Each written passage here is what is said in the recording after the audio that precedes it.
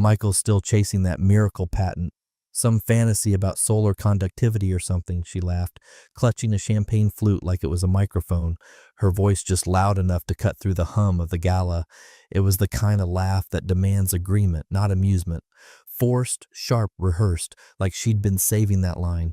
Rachel always did have a knack for timing her cruelty for maximum exposure. And the tech bros lapped it up. Her boss, Greg, in particular, practically spit his drink as he chuckled and nudged another junior VP. She means the one he started in the garage, right? Greg said, not even bothering to look in my direction. Still got his soldering kit under the water heater? More laughter. Glasses clinked. Someone said something about Shark Tank. I stood maybe 15 feet away, just close enough to hear everything but far enough to pretend I hadn't. Classic strategy. Make the joke loud enough for your target, but just low enough to feign innocence. I'd seen it before. Many times, usually from her side of the bed, phone screen glowing at midnight while she claimed it was a staffing emergency. I held my water glass tighter than I meant to. It wasn't water technically, it was tap with 3 ice cubes because the bartender had remembered me from a conference last year. I'm the guy who tips early and doesn't come back twice. But I wasn't thirsty, I was calculating. They say humiliation is loud when it's fresh. But for me, it was quiet, like a vacuum of sound around my ribs, a kind of pressure you don't scream from. You smirk through it quietly. You endure the burn until your vision stops shaking and you can finally see again. And what I saw standing in that upscale tech hub ballroom surrounded by overpriced name badges and undercooked ambition was a room full of people who believed my wife's version of me. Michael? Oh, he used to have potential, she'd once told a recruiter at a mixer, not knowing I was 2 seats down. He's more of an idea guy, execution's not really his lane. That was 2 years ago. I made a mental note. Tonight, I didn't correct anyone. I didn't defend the years I spent designing the heat funneling cell structures. I didn't remind Rachel that she used to bring me lemon water in the garage before she got bored of asking what I was building. I didn't announce that 3 hours earlier, I'd signed the final transfer documents for a licensing deal with one of the biggest multinationals on the West Coast, $171.2 million before taxes, fully wired, fully binding, fully done. Instead, I watched her kiss Greg's cheek, sloppy, performative. Her lipstick left a smudge on his collar. He didn't wipe it off. She did, with a finger that lingered longer than it needed to. Then she adjusted his lapel, whispered something I didn't care to hear, and walked out of the room with her hand in his. I didn't chase, I didn't blink. I took my phone out, scrolled to a contact labeled Obsidian. That's what we called the final contract folder. Dark, weighty, unbreakable. Texted one word, begin. Then I walked to the window, away from the voices, away from the smirks, and looked out over the downtown skyline where the lights blinked like circuit boards. If this was the scene where the idiot gets humiliated, fine. Let them think that. They won't remember what I wore tonight, but they'll remember what happened next. And hey, if you're still listening, do us a favor and hit follow. More than 90% of you don't, and yeah, I get it. But when stories like this drop, that follow makes a difference. Keeps the team fueled and this going. Anyway, the fuse was lit, and nobody had noticed the ticking yet. 3 winters ago, the garage flooded, not with water, though that came later, but with her disdain. Rachel opened the door, looked at the cables snaking across the concrete floor, the solder fumes rising from my workbench, the half-dismantled inverter on the table, and said with an exaggerated sigh, "It still smells like a burnt microwave in here. You realize normal people go to bed at a sane hour, right?" I didn't answer. She hadn't asked a question. That was the thing about Rachel. Her commentary always masqueraded as concern, but the real message was always the same. What you're doing isn't real. It doesn't matter. She didn't come back out for a week after that. Just slammed the laundry room door harder than necessary and played ambient spa music at max volume upstairs when I ran simulations late. Eventually, she stopped coming out altogether. I started noticing how people around her picked up the same tone. At a small dinner party with one of her college friends, someone who now runs some HR consultancy in Denver, Rachel laughed over dessert and said, "He's a tinkerer, not a builder. It's cute, really." That one landed, you know the kind. The word that sticks to your ribs for years, like chewing on aluminum. I smiled, ate my creme brulee, excused myself early, then went down to the garage and filed provisional patent DU1499 under the umbrella I'd set up the month before. Arclight Engineering Inc., a Delaware C Corp. My name wasn't anywhere on the articles of incorporation. The sole shareholder listed was Darius Rowe, my cousin. Nobody ever paid attention to Darius, especially not Rachel. He was just that guy with the guitars, in her words. What she didn't know is that Darius also held a law degree and a quiet desk inside a boutique IP firm that specialized in energy patents. Every Friday, I started insurance reviews. That's what I told her when I went downtown in a jacket and tie. In reality, I met with trust lawyers, corporate counsel, and one delightfully paranoid financial architect named Elise who built the legal firewall like it was a fortress made of razors. The IP, once assigned to the Delaware Corps, was then layered under an LLC, Echelon Framework Partners, with a staggered ownership clause and multi-tiered trustee control, all held by a trust. Irrevocable, silent, pure. You can hide a world in plain sight if you build it quietly enough.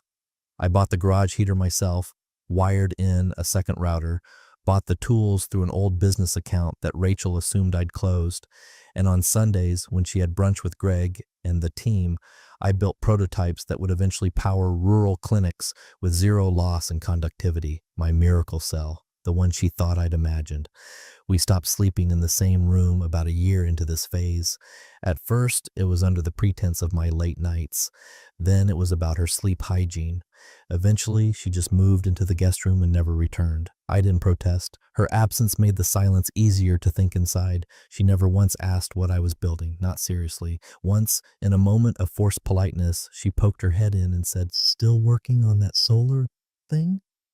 I think she forgot what it was even called. I nodded. She left. That was the last time she pretended to care. The week before the final deal, I sent Darius the last schematic, and he responded with a single emoji, the chess king. Elise sent me a text that said, "All walls are up, she could nuke the sky and still wouldn't touch this."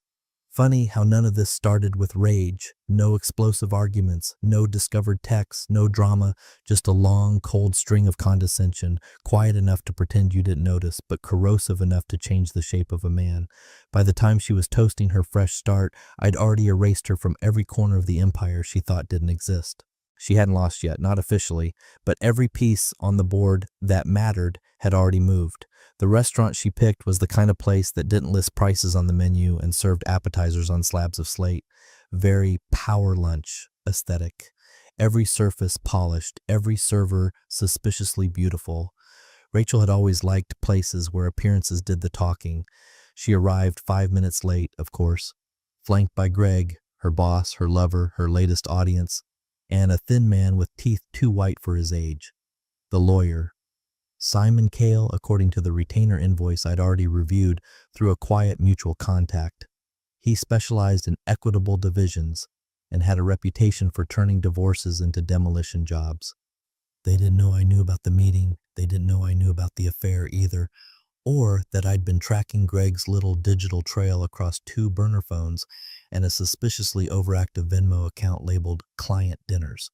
Rachel ordered a Pinot Gris and leaned back like she was giving a TED Talk. She laughed easily, talked fast, gestured like she was already pitching the next phase of her life. The phase without me. "He's sitting on something, Simon," she said, slicing into her salmon like she was performing an autopsy. "He's got patents, designs. I saw one binder in the garage labeled Conductive Bloom, whatever that means.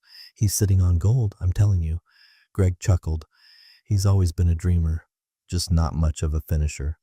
Simon didn't laugh, just opened a black folder and said, "If he didn't bring you in during the IP development, we'll focus on spousal support, community assets. We'll subpoena early financials. You'd be amazed what people forget to clean up." Rachel leaned forward, her voice dropping into that low, velvety register she used when she wanted to sound reasonable but firm. "I don't want everything, just what's fair. I supported him for years while he played science fair." Simon smirked. "We'll make him regret signing anything alone."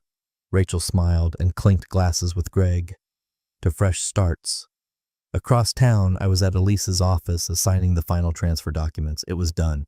Every patent, every licensing structure, every royalty agreement gone from my hands and moved to the trust. Not in my name, not in Rachel's, not in any public-facing entity that could be linked back to me.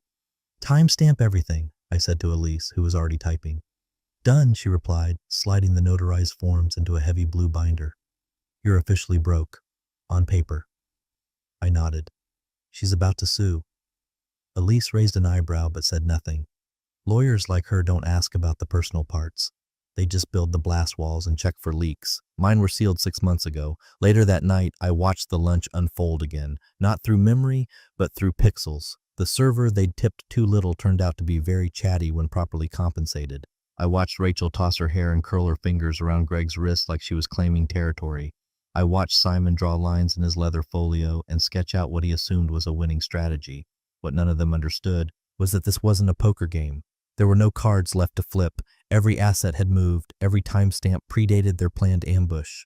The trust had already been reviewed and locked by an independent fiduciary, and its management structure ensured not even I could tamper with it alone.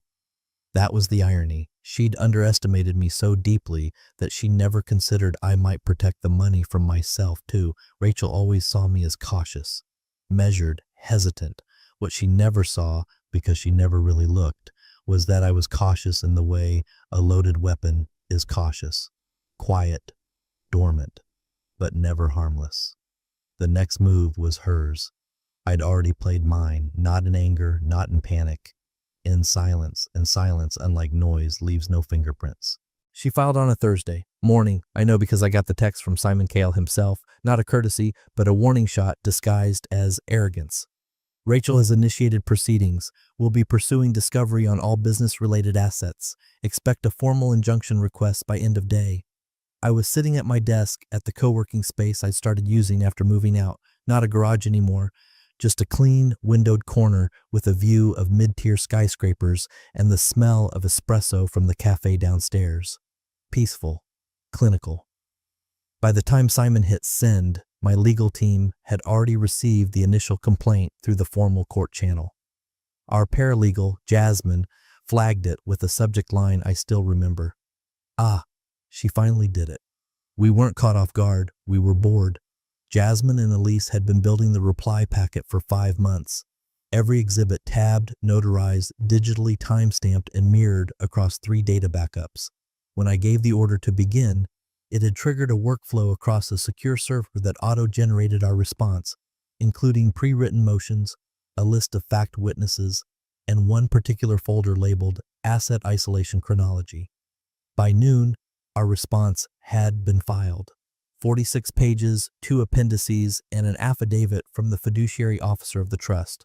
Rachel, meanwhile, was still enjoying her midday Pilates session, no doubt believing her court filing was the match that would burn down my little world of wires and schematics. Instead, she came home to a courier envelope already waiting on the kitchen counter. Signature required, time-stamped 11:43 a.m. Inside, our motion to dismiss any injunction attempt. The language was simple. All IP assets in question were formally sold and assigned on date, documented and filed. Proceeds were transferred to a legally protected, irrevocable trust prior to the initiation of divorce proceedings. No further discovery is warranted. The best part? We even included her own words. A screenshot of a text she'd sent to Greg weeks prior joking that Michael's miracle patent probably isn't even real. It wasn't the main exhibit, just color. A reminder that mockery ages poorly when cross-examined. By Friday morning, her lawyer tried to spin it, claimed I'd moved assets in anticipation of divorce. Fraudulent conveyance, they called it. But timing in law is everything, and we had timing on our side, not just the signatures, but email chains, meeting notes, notarized confirmations, hell, even the video footage of me signing the licensing agreement in the conference room, flanked by the company's legal counsel and their CFO, all dated, all before her first meeting with Simon. They'd walked onto the battlefield thinking I was asleep in the trenches. What they didn't realize was that I had mined the terrain months ago. When the hearing was set for the injunction request, Rachel walked into court with that same smug stride she always had when she thought she was right. High heels, high chin. Simon flanked her, carrying a binder he probably hadn't even read fully. We didn't say a word. My lead counsel, Barrett, former litigator, now semi-retired and brilliant in a way that made people nervous, stood up, handed the judge our motion, and spoke just 4 sentences. Your Honor, all business-related financial activity was finalized prior to the date of this filing. We respectfully request a stay on any injunction until the legitimacy of ownership is established. The judge didn't even look up for a full minute. Then he adjusted his glasses, read silently, and finally said, Ms. Rowe, your side is late to this. Rachel blinked. The judge held up a hand. No questions, no commentary. This isn't a courtroom drama. This is paperwork. And his side brought more of it. He looked at Simon. You should have verified your timeline before you filed. Motion denied. We'll issue a stay on any further action until your claims can be substantiated. Simon went pale. Rachel turned to me, lips parted in something between disbelief and contempt. I just smiled gently. She thought the court was her war zone, but I was the one who'd built the topography. The call came just after midnight, when Rachel was at her most confident. Glass of wine half finished, silk robe on, YouTube fireplace crackling like a lie she could almost believe. She was scrolling through spa packages when her phone buzzed. Simon. She answered with that detached purr she always used when she felt like the smartest person in the room. Tell me you have good news, she said, already imagining some last-minute clause they'd overlooked. A loophole. A lever. There was silence on the other end, just enough of it to cool the air in the room. Did you know, Simon finally said, voice tighter than usual, that Michael created a holding company under your brother-in-law's name? Rachel laughed, quick and loud. That's fake. Darius? He writes songs in a basement. He can't even spell holding company. Simon didn't laugh. It's not fake. I've got the Delaware filings. His name's on the incorporation papers.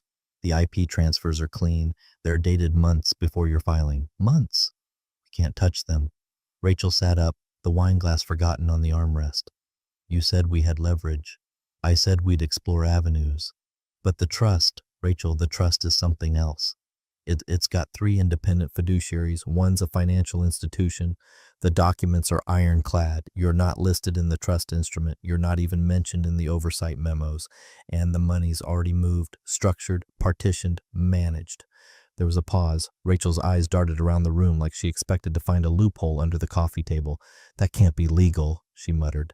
It's not illegal, Simon snapped. It's just smarter than us. Rachel stood up, pacing now. Her reflection in the window was fragmented, split by the crossbars like a broken puzzle. He used Darius, she repeated more to herself than to Simon. He really gave it to that loser? He's not a loser, Simon said, a rare flicker of respect in his tone. He's a wall. Rachel didn't answer. She ended the call mid-sentence and tossed the phone onto the couch. It bounced once, landed face up. Then she picked it up again and called me. Straight to voicemail. The beep was like a slap, so she texted instead, You'll pay for this. I was already awake. I just finished adjusting the foundation grant terms for the ArcLight initiative. The trustees had approved the new education stipends for underrepresented engineers. It felt right, necessary, like carving a future from stone quietly. Her message popped up. I stared at it for a full minute before replying. Already did, 17 years of it. There was no response.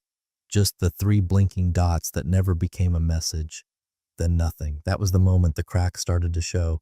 The woman who'd once held court at dinner parties, who boasted about reading people in 5 seconds, who laughed off my work as a midlife distraction, was finally realizing she'd never actually seen me. Not really. And her lawyer, the one who swaggered in with binder tabs and smirks, he wasn't sure anymore. They'd come to this thinking they were the storm. But they were standing in a structure I'd already weatherproofed. And now, the foundation beneath them, her confidence, his strategy, was beginning to shift. Quietly, relentlessly. And the thing about cracks, they don't scream when they form. They whisper, then spread. Court was set for 9:00 a.m., but Rachel made sure to arrive at 8:40. Theater, after all, needed a lead. She wore dark gray, high collar, no jewelry, just the wedding ring she'd forgotten to remove, now weaponized as a symbol of betrayal. Her eyes were outlined like she expected cameras. Simon trailed behind her, briefcase in hand, lips tight, no more smugness, no charming baritone. He didn't speak as they waited in the corridor, didn't rehearse anything, just kept checking the tabs in his binder like maybe one of them would rewrite itself. Inside, the courtroom was cool, almost sleepy. Civil court never gets the same energy as criminal. There's no gavel slam, no grand audience, Just echoing coughs, worn carpet, and the quiet dread of paperwork about to ruin someone's year. Barrett, my lead counsel, was already seated when they entered, no fanfare, just his quiet leather binder, 3 pens lined up with surgical precision, and a look that said he'd already won. He was just here for the signatures. The judge entered with a sigh, not a bang, looked more like a tired professor than an arbiter of fate, but his eyes were sharp behind the glasses. Today's matter concerns the legitimacy of the Rowe Family Irrevocable Trust and the pre-divorce transfer of intellectual property assets, he said, scanning the docket. Ms. Rowe's counsel, your motion is on the table. Simon stood. His opening statement was polished, rehearsed, and built on the foundation of uncertainty. We believe the trust was structured with the intent to obscure marital assets and withhold equitable property distribution.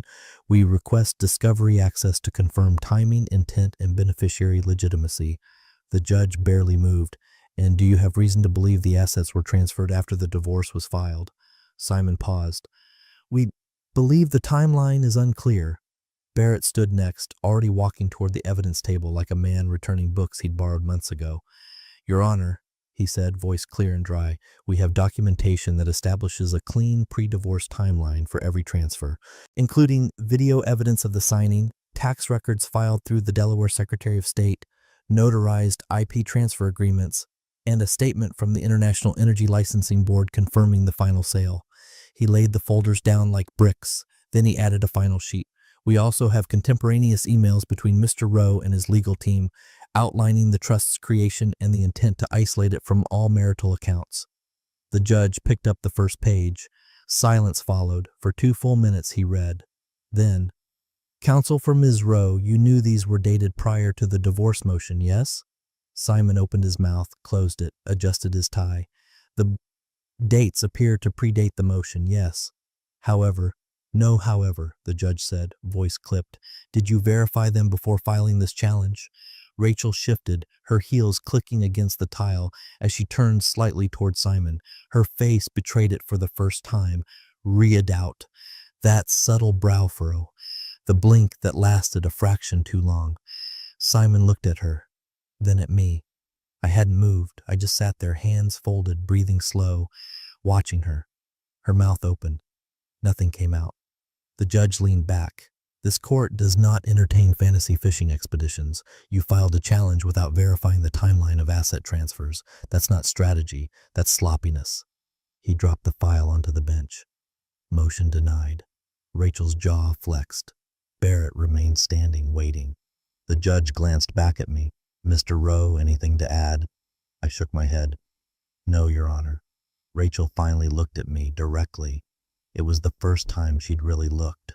Not at the idea of me, not at the version she'd rated to others, but at the man who had just slipped the rope she'd been coiling for 2 years. I held her gaze, expression neutral, no gloating, no triumph, just the clarity of someone who saw everything coming, and waited. The fissure had opened, not in the courtroom. In her. At first, Rachel didn't notice the shift. It's hard to hear doors close when you're used to walking through them with a smile that opens any room. But little things started slipping. She RSVP'd yes to Eliza Carson's benefit dinner, got no response, chalked it up to a glitch. She showed up anyway, draped in silk and certainty. The valet took her car, but at the entrance, the coordinator gave her that tight, polite smile and said, I think there was a miscommunication. Seating's been finalized. Rachel didn't make a scene, never in public, but she stood there for a second too long, eyes flicking over the guest list taped near the door. My name was on it, along with the ArcLight Foundation logo. Featured donor. She drove home in silence. Next week, it was the Thursday wine night. Her old circle, Marcy, Devra, Allison, always sent a group text with the time and location. Nothing came. She opened the chat. The last message was hers. 5 days ago. Let's do something fun soon. Seen by all. Replied to by none. It wasn't that they chose sides. It was that they chose distance. The rumor mill worked fast in those circles, and mine had been the first story to land. Not because I told it, but because legal filings are public record. a few well-placed whispers, a couple of tech newsletters picking up on independent engineer cashes out clean, and suddenly I wasn't the washed-up husband in a garage. I was the man who walked away with $171 million and a surgically clean exit, the one who didn't say a word as his ex tried to slice into a trust she never even read the title page of. And Rachel, she became the footnote. She miscalculated. Someone had told Marcy, who told Allison, who told no one directly, but everyone through tone. She bet on the wrong horse, and then burned the barn. Even Greg started pulling away. She'd leaned on him at first, more out of necessity than love. But as her lawyer grew less confident, so did her lover. One afternoon, she popped into his office with lunch, hand-delivered, warm, with that familiar tilt of her head she used when she wanted something. Greg barely looked up from his screen. "Now's not a good time," he mumbled. She laughed. "You're the CEO, Greg. You make time." He looked at her then, not cruel, just cautious. "I can't get dragged into this mess." She blinked. "Excuse me?" "There are board whispers," he said, voice low, "about exposure, liability, image alignment. It's better for both of us if there's some space." "Are you serious?" He didn't answer, just gestured toward the door with an apologetic shrug. She stood frozen for a beat too long, then left without the lunch bag. 2 days later, she showed up at Simon's office unannounced, her hair perfect, her smile forced. Receptionist didn't even blink. "He's in a deposition." "I'll wait." Actually, he said not to be disturbed. "Then let him know Rachel Rowe is here." The receptionist gave that pause 3 seconds. That said everything. "You can leave a message." Rachel left nothing. Not even a goodbye. At home, the erosion continued. The bank called to confirm recent activity, which turned out to be a credit line freeze due to irregular spending, a card denial at Nordstrom, an insurance premium unpaid, a subscription lapse. She tried to log into one of our old joint accounts.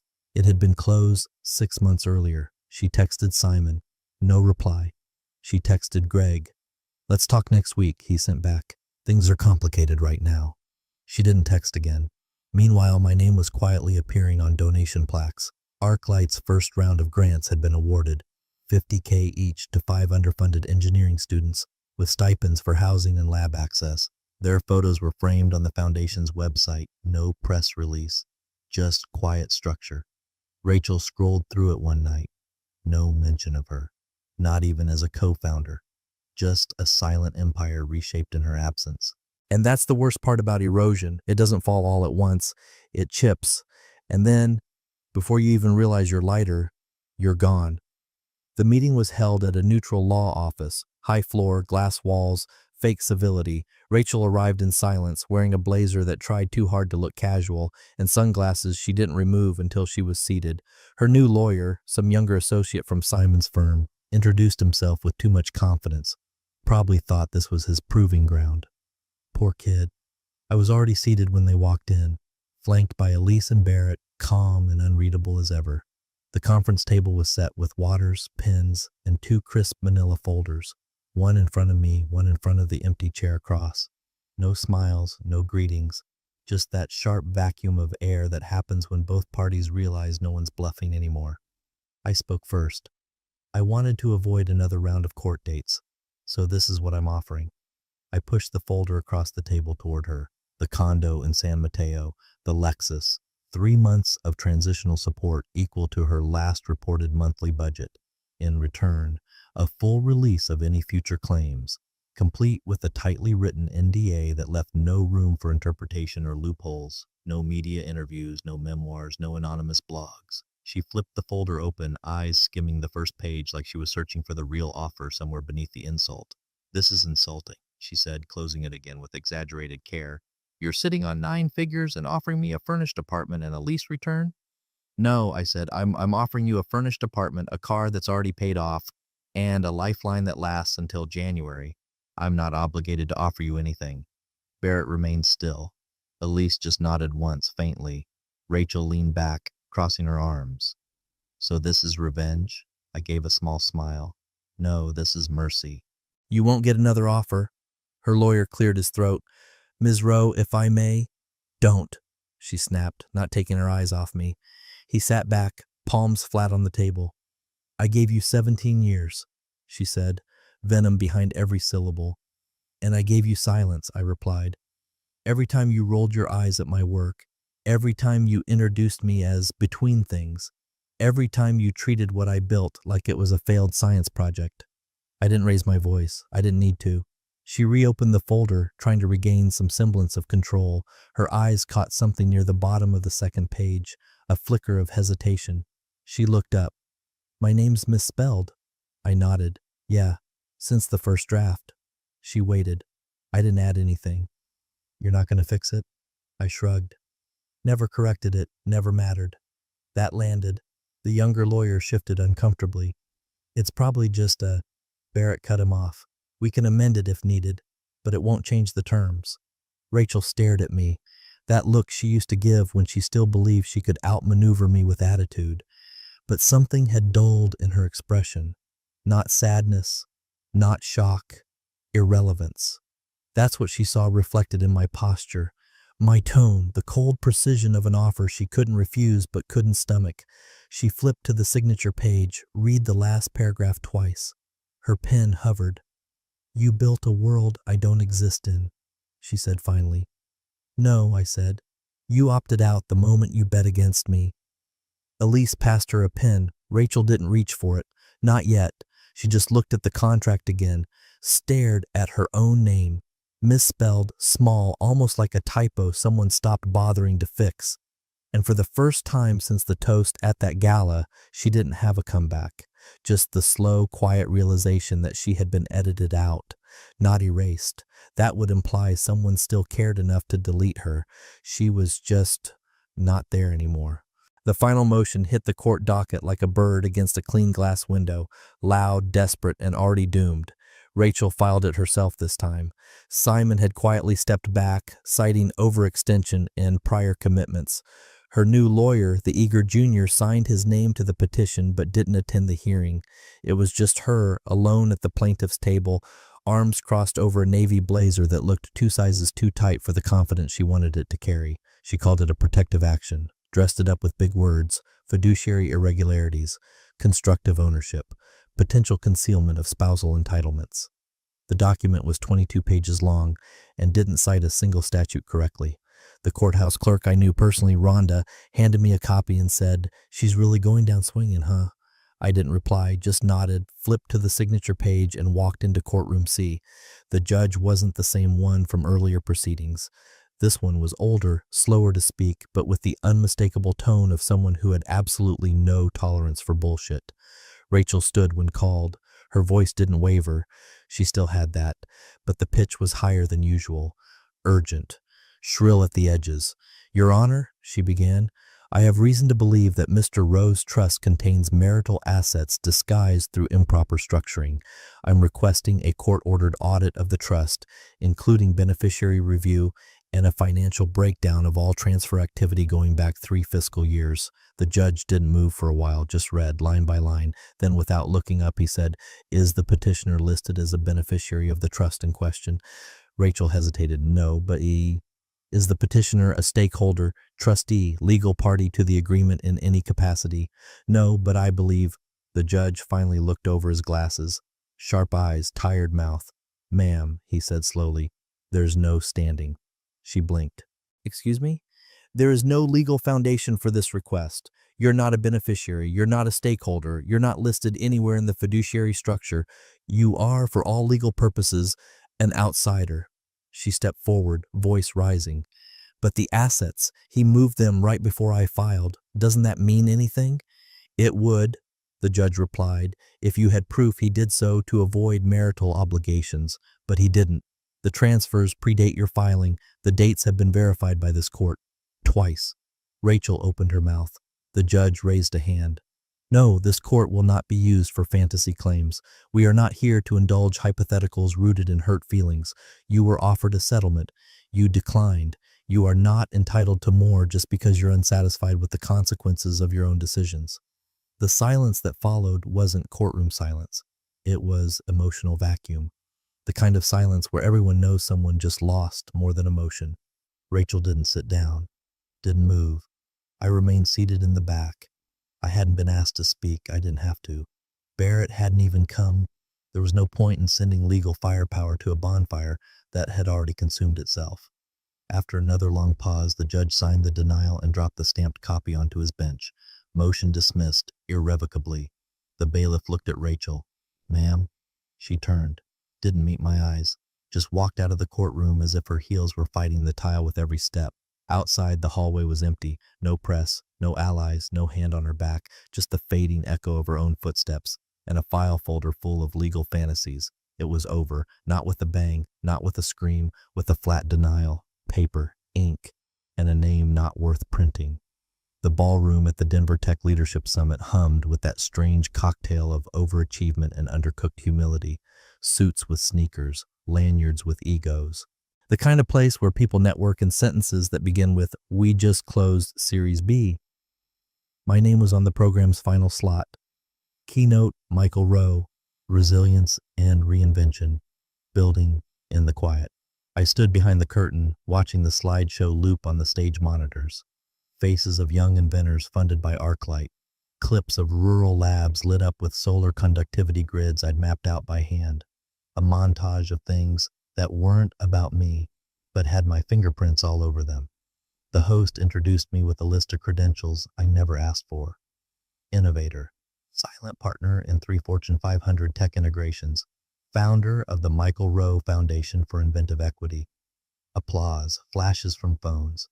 And then, just as I stepped up, I saw her, back by the exit, alone, wearing black, no lanyard, no companion, just Rachel, watching from behind a half-pulled curtain like she wasn't sure whether to be impressed or furious. Her arms crossed, her lips tight. I didn't pause, didn't nod. I walked to the center of the stage and began. No notes, no teleprompter. "Resilience is not a comeback story," I said, voice steady. "It's not about bouncing back after something breaks. It's what you build when no one believes in what you're making. When you're invisible. When your silence is mistaken for failure." I didn't mention her. I didn't need to. Her shadow was already stitched into the subtext. "Reinvention," I continued, "doesn't happen with noise. It happens in the garage, in the back rooms, in the ignored drafts. Noise burns. Silence builds." The room was quiet in that rare way where everyone stops checking their phones and actually listens. "Most of what I've done wasn't flashy," I said. "It wasn't loud, but it was deliberate." I gestured to the screen behind me. A new slide appeared, a grainy photo, the original prototype, scratched casing, wires jutting out, a single light diode glowing amber. It sat on my old workbench, a paper coffee cup nearby. The photo wasn't centered. Nothing was styled, no caption, just a date in the corner, the day she walked out, the day she mocked me, kissed her boss's cheek, and left me standing at a gala with a glass of water and a smirk. The date wasn't dramatic, but everyone in that room could feel the weight of it. I didn't elaborate. I let the photo hang there while the audience tried to place its meaning. Some of them figured it out, most didn't need to. I reached for the award, an etched glass obelisk engraved with my name and the words, "Inventive Equity Honoree Lifetime Recognition." I held it up, not in triumph but in acknowledgement. Then I finished. I spent years being told I was chasing fantasy. What they didn't understand was, fantasy becomes reality when you stop asking for applause. Applause broke like thunder. People stood. Rachel didn't. She was already gone. By the time I stepped off the stage, the screen had shifted to a slideshow of foundation recipients. Young faces. Fresh designs. The future? Rachel's absence wasn't marked. No one asked where she was. She wasn't erased. She was irrelevant. And somehow, that was colder than revenge. That was final.